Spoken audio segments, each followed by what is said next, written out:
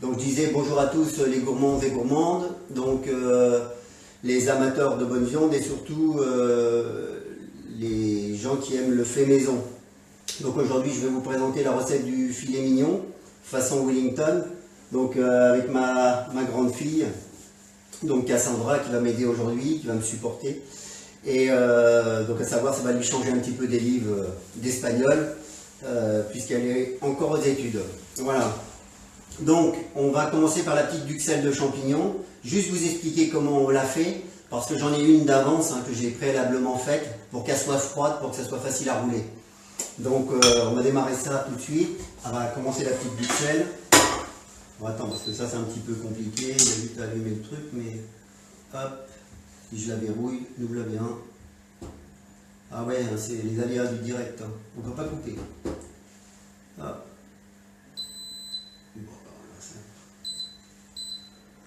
Voilà, dans la longe. Alors, le principe va être simple. Pour faire une duxelle de champignons, il faut savoir que c'est une garniture qui peut aller dans des rôtis, bien sûr, qui peut aller dans les, on appelle ça des œufs farcis chimés, donc dans des têtes de champignons qui sont cuisinées avec une béchamel, donc œufs farcis chimés. Donc cette duxelle qui est réalisée à base de beurre qu'on va mettre dedans. Ensuite on mettra les échalotes. On va laisser cuire un petit peu. On mettra ensuite les champignons hachés dedans. On va mettre du sel, on va mettre du poivre, on va laisser compoter. Et par la suite, au dernier moment, quand la duxelle est pratiquement desséchée, on versera le persil haché pour qu'il reste bien vert. Et on ajoutera un peu de farine pour lui donner de la consistance, pour que ça fasse un peu une pommade, pour que ça soit facile à étaler. Voilà. Pour le principe de la duxelle de champignons. Après, on mettra en œuvre le filet. Alors, on œuvre un petit peu parce que c'est un peu chaud. On mettra en œuvre le filet mignon. Le filet mignon, il y en a trois, il y en a déjà un qui est prêt. Donc je les ai déjà pré-cuits, 5 minutes sur chaque face, on va dire. J'ai bien fait soler pour que ça marque bien les sucres de viande. Ensuite, bon, on a divisé 1,5 kg de pâte à brioche. Donc là, j'ai 2 pâtons de 500 grammes.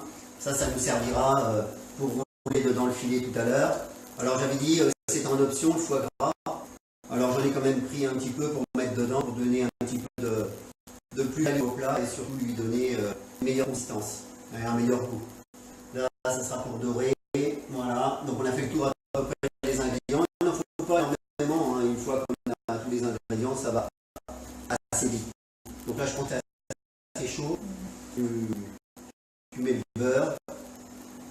Alors, je pense que pendant que... Oula, ça va aller vite. Ça va aller vite. Ça va aller très chaud même. Ça y est, c'est terminé. Donc là, on est mal. On est mal, un peu les pieds. Oh, putain. Bon, c'est pas grave. Si c'est grave, tu vas vider dans l'évier. Voilà, les aléas du direct. Tu le vides dans l'évier et tu amènes juste un petit peu de beurre. C'est pas trop grave, il n'y a pas d'homme. C'est juste que ça chauffe très très vite la vitron. Voilà. Alors, nous l'a bien. La vitron, non, l'induction. Ah, j'ai du mal avec ça, moi aussi. Vous voyez, comme quoi. Vite juste, hein. Ça va être au feu les pompiers, hein. Donc on remet dessus. Vite, on remet du beurre, on met tout de suite les échalotes. Toc, ça fond tout de suite. Voilà ma fille, tu peux y aller.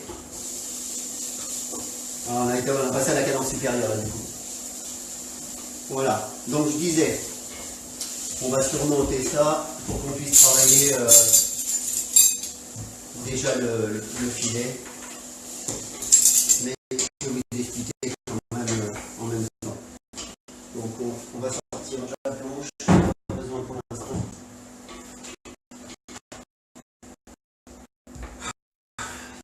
Ça et ça. Mais si. Autant pour moi. Ça chauffe plus. Oh bah là, ça va pas aujourd'hui. Ça va pas du tout même. On galère avec ma... Non, il faut dérouiller. Ah, c'est mon sécurité ou quoi?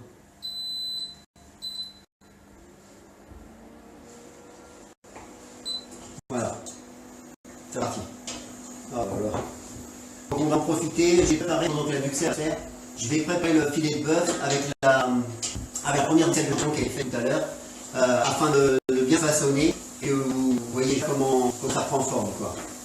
Donc là, on va faire revenir les échalotes, comme je vous ai dit tout à l'heure. Bon, on va pas les faire revenir trop parce que ça va très vite finalement. On va bien le baisser à 1000. Je pense que c'est pour ça que le jour a sauté déjà. Donc on va mettre les champignons. Bon, c'est bon. Hop, poubelle, tac. Hop. Hop. Voilà, on va dégager un petit peu. Donc là, on va faire venir tout ça, on verra après le sel et le poivre. Donc je disais, mon mignon de porc. Donc on va prendre un joli mignon de porc. Donc pas de sopalin, ça je m'en doutais. Je peux pas me barrer avec le micro, s'il te plaît, Cassie. C'est le problème, c'est que si vous ne prévoyez pas à l'avance tous les petits trucs qu'il y a besoin, vu qu'on est dans une salle à manger transformée en atelier à cuisine, évidemment, c'est un petit peu plus compliqué. Dès qu'il y a un besoin de petit quelque chose. Donc j'espère que ça fonctionne, que vous entendez tous. Et que l'image est à peu près nette, apparemment oui. C'est pas facile, hein. Donc là, ça mijote toujours. Ça clope, pardon. Donc on va mettre un petit peu de poivre pour voir les parties. Je sais pas où elle est partie chercher les feuilles de papier sur pain, là, du coup. Partie à la cave ou au grenier. Hop, ça.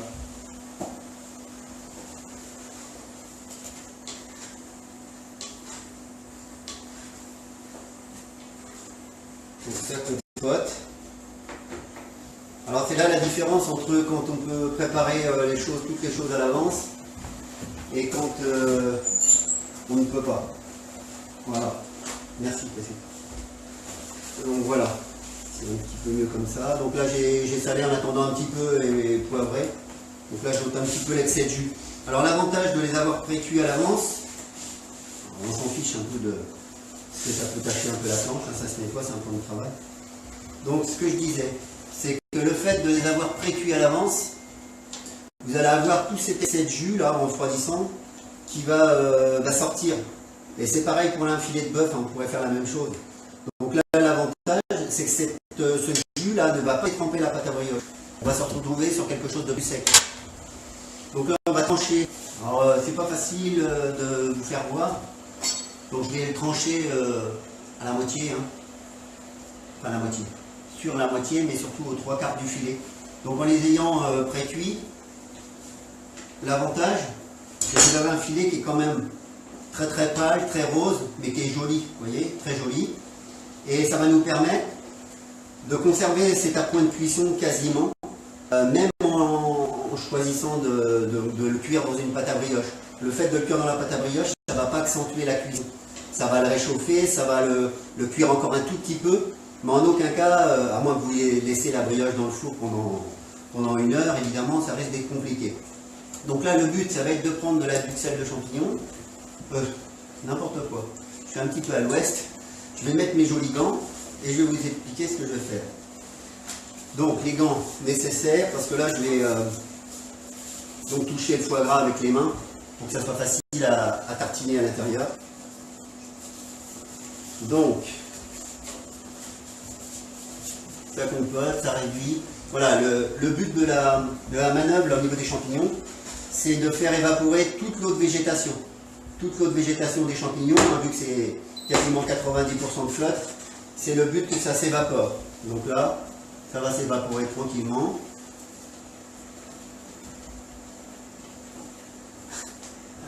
Je regardais, ça regarde, ben oui, bon ben tant mieux si ça regarde.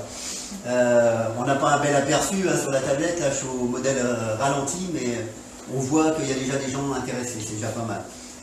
Vous aurez le droit de mettre des petits commentaires après, ou pendant, on les lira après et on répondra si on peut. Donc le foie gras, voilà, moi j'avais pris mes gants de compétition, sauf que là, je suis ennuyé. J'adore les scotch, les fils scotch. Voilà. Les fameux pots à conserve. Alors, on va prendre, je disais, le foie gras. Vous voyez, il est un peu mou, parce que justement, il laisse un peu d'eau exprès, voir. Alors vous allez dire, oh là là, pourquoi du foie gras là-dedans, pourquoi autant? Parce que quelque part, c'est un plat que vous pouvez faire pour Pâques, pour un anniversaire. C'est un plat qui peut être festif, quoi. Le but n'est pas d'en manger tous les dimanches. Le but, c'est de faire un plat qui va plaire à vos invités et puis surtout à vous quand vous allez le manger. Le but, c'est ça. Après, ça donne, comme je dis, de la plus-value au million de porc et ça permet d'avoir quelque chose de moins sec, de plus goûteux et surtout que ça soit un plat un peu plus riche, un peu plus... Voilà. Après, chacun fait ce qu'il veut. Hein. Vous voulez en mettre, vous en mettez, vous ne voulez pas. Vous pouvez même y mettre de la mousse de foie si le foie gras reste un peu inabordable en termes de prix, de coût, voilà. Donc voilà, on l'a pu façonner à peu près, hein, ça fait une espèce de hamburger, de hot dog, hein, il a la forme d'un hot dog, et ça va surtout nous permettre de le glisser tout à l'heure dans la pâte à brioche. Donc là, on peut pour l'instant sortir la planche du coup, pour que je puisse rouler la pâte. Donc vous voyez, ça va aller relativement vite. Là on est en vidéo plus ou moins longue, mais j'essaierai de raccourcir surtout le début là. J'essaierai de modifier le début de la vidéo là. Je ne savais pas si on était à l'antenne, on n'y était pas. Direct c'est compliqué. Hein. D'ailleurs après il n'y aura plus de direct, je pense, ça sera que par montage. Donc vous les découvrirez progressivement sur YouTube, au fur et à mesure qu'elles seront réalisées, modifiées, etc. Donc là on a encore de l'eau, il Cassandra, donc on attend un peu. Donc là, alors on peut dire la pâte brioche, oh là là, je fais pas ça, on va acheter de la pâte toute faite de la pâte feuilletée. Donc oui, vous pourriez le rouler dans de la pâte feuilletée, mais le but justement c'est de le mettre dans une pâte à brioche pour que ça sorte de l'ordinaire, parce que en ordinaire, c'est vrai, feuilletage. Moi ce que je propose aujourd'hui, c'est ni plus ni moins comme si on mettait un saucisson en brioche, ben là on met un rôti en brioche. Et je vais être honnête avec vous, je ne l'ai pas faite. J'ai pas eu le temps déjà parce que voilà, hein, le travail oblige de rentrer tard le soir, et donc j'ai pas eu le temps de faire ma pâte. Je l'ai commandée dans une boulangerie, hein, boulangerie-pâtisserie, et ils l'ont faite pour moi, elle a été faite hier après-midi, je l'ai laissée au frais, elle a poussé, c'est une pâte levée on appelle ça, donc elle a poussé, et tout à l'heure je l'ai divisée en trois pour faire trois petits rôtis. Donc là vous avez un bâton de 500 grammes après. Donc pour 2 millions de porc, il faudra le kilo. Donc là on va le... Là on est déjà... Alors, je change un peu de stratégie là du coup. On va le faire sécher maintenant. Voilà. On va couper avec le feu. Je mets un peu de farine. Donc là, j'ai donné par-ci. Donc là j'ai mis un petit peu de farine comme je vous disais tout à l'heure pour sécher la duxelle et la transformer un peu en poêle, que ça soit facile à tartiner. Vous voyez, le résultat ça sera ça quoi. Pour que ça soit collant un petit peu. Ça colle sur la viande mais ça colle aussi sur la pâte à brioche.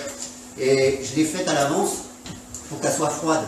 Parce que là, il serait très difficile d'étaler une duxelle archi chaude sur de la pâte qui est déjà à température ambiante. Ça fondrait le beurre, etc. et ça serait très compliqué à rouler. Donc, déjà, c'est pas facile à rouler en temps ordinaire. Alors là, la duxelle, elle est prête, elle va la réserver.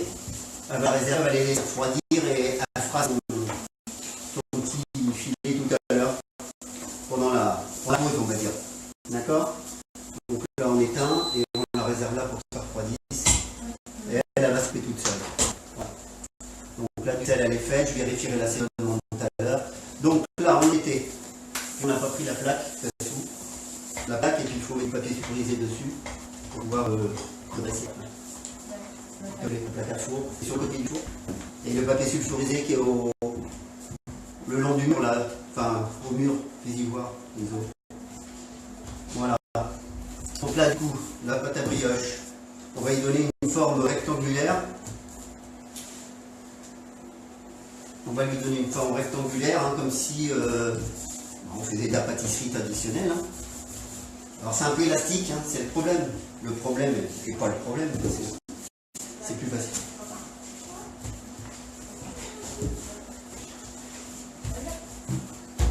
Voilà, donc on étale.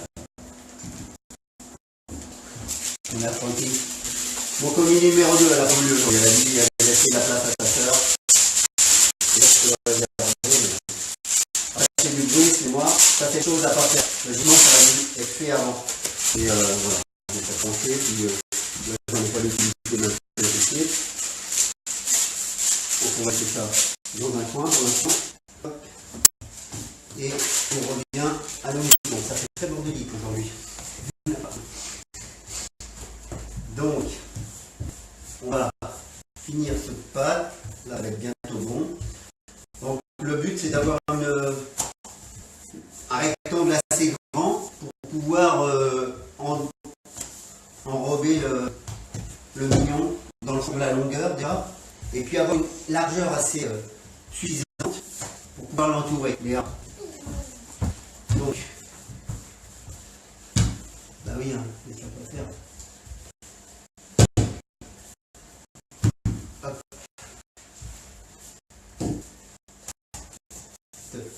Voilà, là on a un bon rectangle, ça doit être bon, ça devrait être suffisant pour l'enrouler. Par contre, ça va être compliqué de couper avec le couteau sur la nappe. C'est pas grave, on va faire autrement. Donc, là le but, c'est de... Ah, ça j'avais peur, autant ça se met tout à l'heure, maintenant un peu. C'est pas grave. Donc on étale la duxelle. Alors là, bon, une certaine couche, hein. Ça va être quand même au milieu de la pâte à brioche.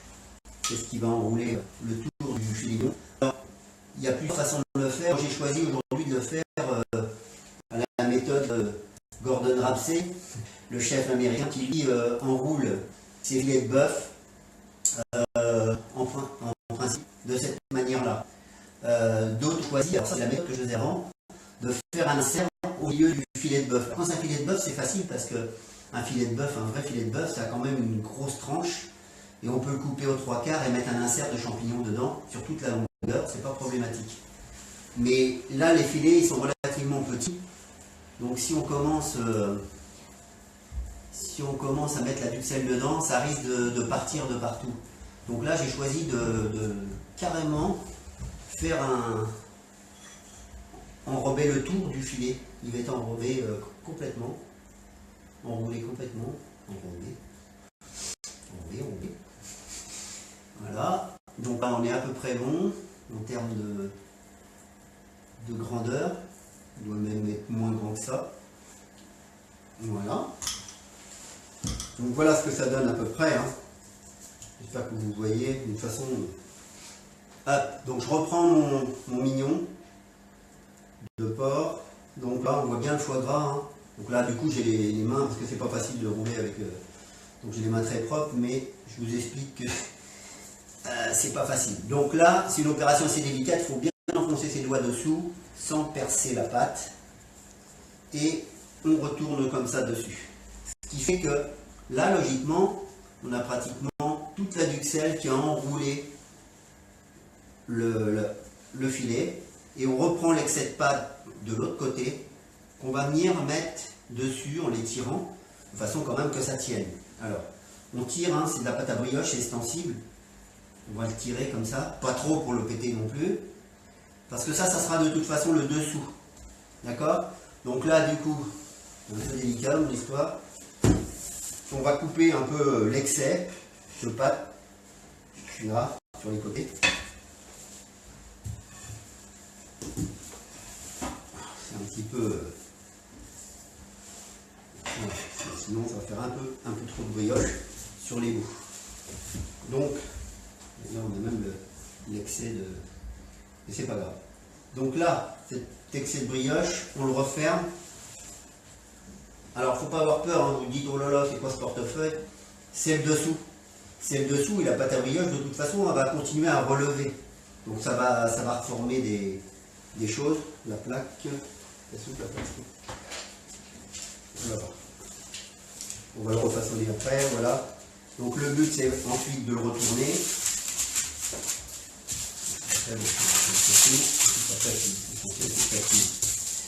Alors. Voilà. Donc là, on refaçonne le filet de bœuf pour lui donner une jolie forme. Voilà.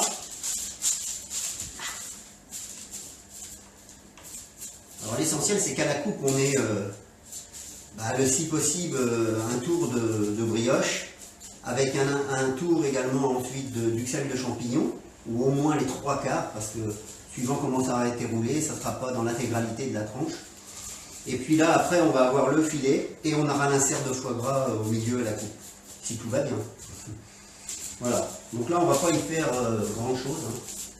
Voilà, ça donne ça. Alors on pourrait faire des décors en pâte morte, etc. Mais là c'est trop compliqué et je ne vais pas partir dans des délires comme ça. Donc on va juste lui passer une dorure. Donc là on a un jaune d'œuf que j'ai tout explosé, avec un petit peu d'eau tout simplement. Donc on va passer un petit coup de pinceau comme ça, délicatement, histoire de donner un petit peu de couleur. Et puis on va mettre ça tranquillement au four.